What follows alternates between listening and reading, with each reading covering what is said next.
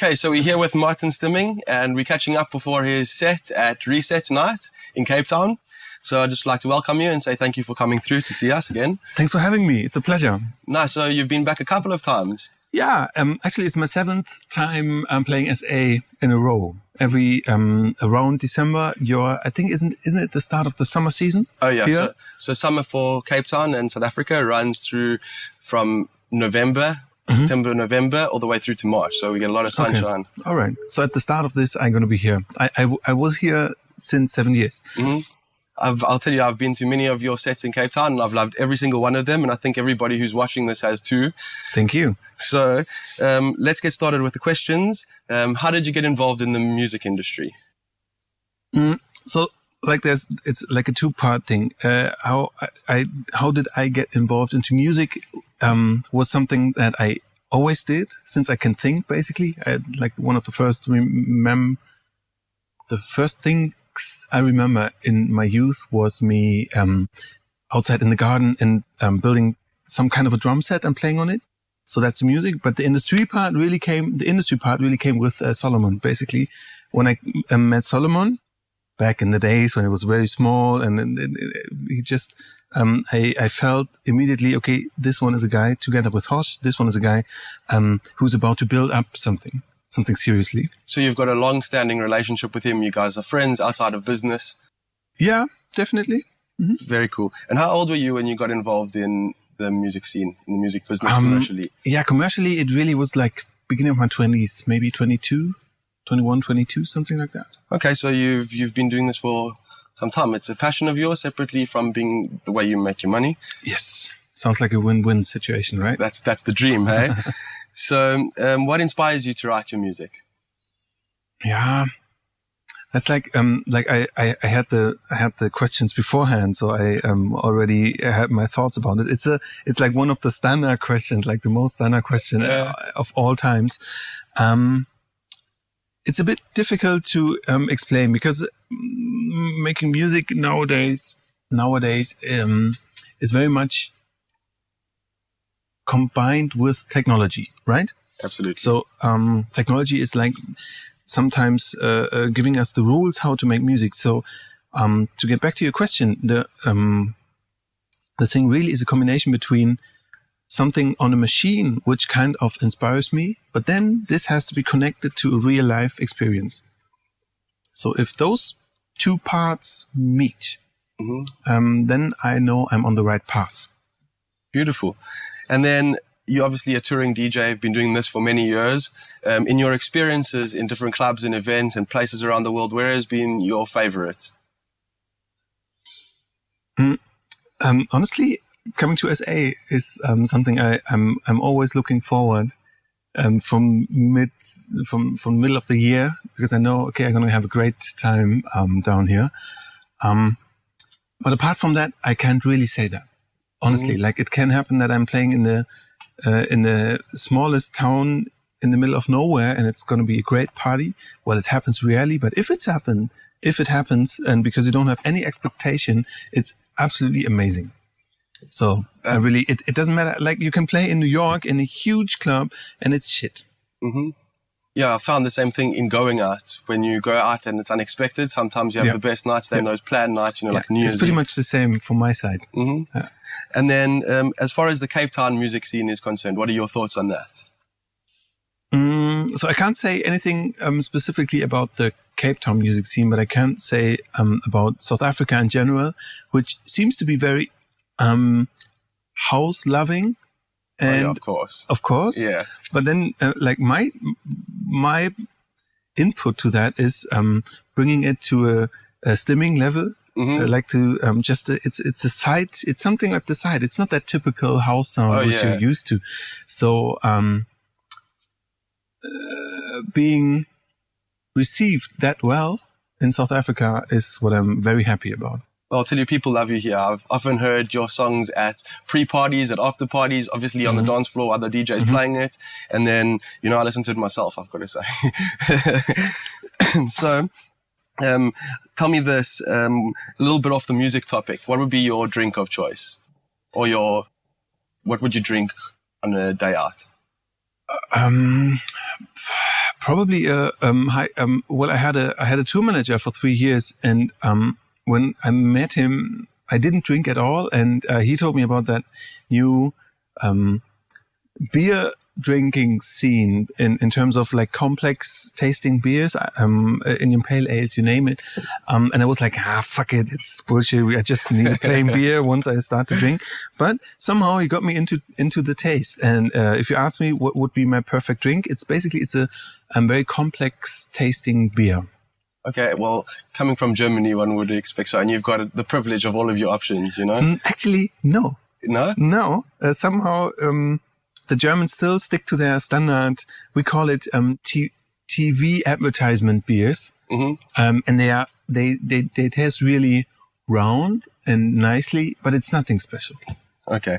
Well, I mean, for us, it's America, who's at the top notch of the beer brewing beer culture. And there's a whole new generation of craft beers and all of these other boutique kind of very tiny breweries that sell one bottle for like €3, which is I don't know how many rands. Yeah. €3, about 50 rand. 50 rand, no, maybe 25 or something. Yeah, no, it's a lot. So, one of your craziest experiences on tour? Yeah, I was in Russia. So every good story starts with I was in Russia. And I was about to play in Krasnodar, which is a little bit it's on the southern part of the European part, but in the south. And I met the guy who picked me up, and we sat in the car. His English was very bad, but we drove, and at one moment I saw the city sign, which said Krasnodar, but it was like, it was like leaving the city. And I was like, hey, where are we going, by the way? And he said, yeah, we're going to the Black Sea. I said, okay. And how long is it going to be? Yeah, it's going to be another 5 hours, probably. Yeah. And I was like, well, a flight to Krasnodar needs 6 hours already. So another 5 hours by car in Russian countryside, which is that dangerous. Like seriously, there were so many moments where I was like, and then we arrived there, and he was in a bad mood all the time. The guy who was taking the guy who was taking me. Yeah, he was in a bad mood, and I have a feeling for people somehow, and I couldn't kind of direct it. I didn't know where it was coming from. And then I saw the venue. It was at the beach at the Black Sea, and right next to the venue was fucking Marlboro with a tent. Millions of LEDs, flashy and playing like very nice sounding house for the ladies, and it was free of entry. Okay. My party cost something, and Marlboro was free of entry, and Marlboro basically fucked up the whole season for them. And there were like 5 people attending, so I was playing my set anyway. Mm-hmm. And then at one moment I was playing the track I made with Hoss together, My Shadows. It's a bit of a weird track, I have to admit. But then suddenly a guy came to me and said, stop it. I was like, huh? He was like, no, stop it now. I said, okay. Well, actually, I even tried to make a good ending. Yeah. Just fade it out. Like make it kind of musical in a way. And next time we're going to just kill it. And it was the owner. And he was so pissed. And he hated so much of his life, probably, that he said, stop it. And then I was really pissed. Yeah, I was really angry. So the big question is, did you make your flight on the way back? I did. I had 3 vodka shots, and then we did just right after my set, we went into the car another 5 hours to Krasnodar. From then on, I said, I'm not going to play in the countryside in Russia again. Yeah, I think that's a clear cue on that one. Yeah. But hey, I'm sure you have many crazy experiences, obviously. Well, there's a couple, yeah. But that one was that was a strong one, basically. Because imagine, like, you go into the middle of nowhere, being reliant feeling lost and being reliant on people like the club owner who thinks was drunk. I think it was a mafia. It was quite a classical mafia money laundry kind of thing. But still, he wants to make some money. And then, like the sound system was so good sounding. Yeah, and it was a wooden cabin they built on right at the beach. And then fucking Marlboro comes and yeah. And have you been back to Russia since to play gigs? Not that much, to be honest. But I've been to Moscow. Funnily enough, in a venue which is right around the Kremlin, and in a German newspaper, the Mirror, Spiegel. Yeah. I saw the Russian Socialist Party doing a party in this venue afterwards. I was like, I know this club. That's crazy. So, back to music. Any releases coming up? No. Not anytime soon? No. Okay, well, we'll keep our eye out for that. Yeah, please do it. What do you expect from 2019? What can we expect from you in 2019? Any big gigs, big roster?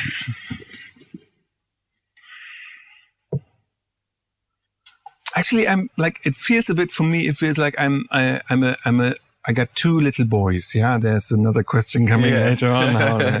So I'm married and I got two boys and they're very young, and they complicate life on a level that I didn't expect beforehand. So, to be honest, it feels a bit like on a turning point where I'm really not sure where to go, because like practically it's not good that I'm outside my family, that I'm outside the city I'm living in.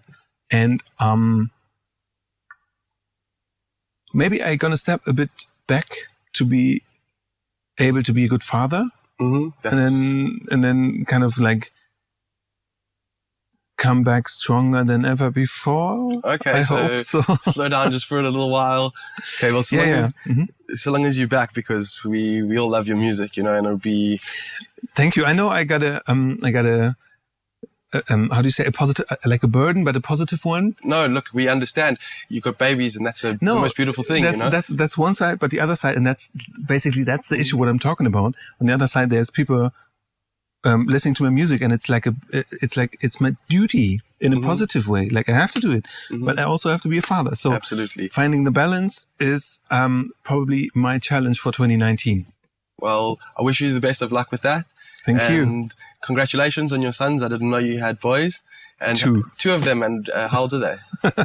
Pardon? How old are they? 2 year and a half a year. Oh, so they're really young. Oh, so they need their dad around. Yeah. And I'm sure your lady does too. My lady does too, of course. Yeah. So then someone has to feed the baby at night.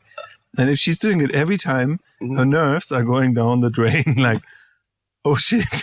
Well, so I'm going to help her. Yeah, of course I do. Yeah. Absolutely. I'm sure you've got an amazing lady in having been putting up with this in the past and then still looking after you and your kids. I got the best one. Yeah. Nice. And the best one I could find. Okay, anyway. No doubt. I'm sure you did. And so back to the music. How would you describe your sound? It's organic, artful house music. I agree. Dance music, yeah. And as an artist, is there any artist that you would like to collab with in the future? Well, collaborate is like a big word. There are a couple of artists that I really, really like. Eamon Tobin is one of them, for example. But like some artists inspire me, and that doesn't necessarily mean that I need to collaborate with them. So what kind of music would you listen to in your spare time at home, in the car? Yeah, it's funny. I made a mix, which I usually don't do, with tracks from outside of my universe. And for How I Met the Bass, it's going to come in mid of December for just a SoundCloud podcast. Nothing really special. But what I did was like rethinking of how I met the bass, because that's the idea. So everything from downbeat, trip hop kind of stuff to drum and bass to IDM, intelligent dance music. Yeah. It's a bad word. It's like EDM, electronic dance music. It's like the Americans think they are on top, whatever. To clever house, basically. Ricardo Villalobos, what he did in 2008, 2009 was amazing in terms of artful house music. But what I listen to personally, the complex stuff, the stuff my wife says, can you please switch it off? It's too much for my nerves. So that's in your private time then, obviously. Yes, yeah. Nice. So what would you say is one of your favorite things, obviously having been back to South Africa a variety of times? What is one of the favorite experiences that you've had here from a tourist perspective, or one of your favorite experiences in South Africa? Well, playing here is the most interesting thing for me to do because it gets so well received. I think last year was the first time in my whole career, and I played around 800 gigs. Something. I'm coming closer to the 1,000 gigs. Mm-hmm. I traveled the world 20 times in my whole career via plane. In Johannesburg last year was the first time, while playing the Lion track, the Lion remix I made for HVOB, Be My Lion, where I put down the fader to let the audience sing Lion, which I don't do stuff like that. Yeah. But it was the first time. That means even for me, if I'm really like skeptical to that kind of audience engagement, it was very natural to do it. So if you ask me, playing here is the most beautiful thing. For both of us. I think everybody loves that. Okay. I have to say thank you. Thanks for having me. And I'm looking forward to play here and Reset later Awesome. on. Well, we can't wait to hear you. And I just wanted to say thank you. It's been a real privilege getting to know the man behind the music and getting a little bit more of a personal inside look into who you are separately from all the music that we've been hearing for the almost a decade, and we really appreciate it. So thank you so much for joining us, and we really look forward to hearing your set tonight. Thanks for having me. Thank you, Martin. Bye. Bye.